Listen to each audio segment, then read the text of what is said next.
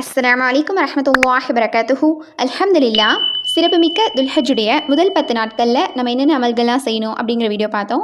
இன்ஷா அல்லாஹ் இந்த வீடியோவில் ஐயாமுல் தஷ்ரிக் அப்படின்னு சொல்லக்கூடிய, அதாவது துல்ஹஜ்ஜுடைய 11, 12 மற்றும் 13வது நாட்களில் அதிகமாக சொல்ல வேண்டிய தக்பீரும் இன்ஷா அல்லாஹ் அதனுடைய பொருளும் பார்க்கலாம் இந்த வீடியோவில்.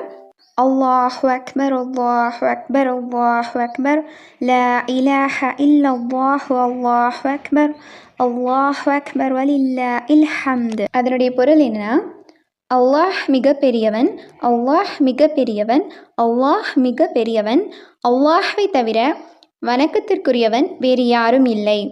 அல்லாஹ் மிக பெரியவன், அல்லாஹ் மிக பெரியவன், எல்லா புகழும் அல்லாஹ் ஒருவனுக்கு மட்டுமே.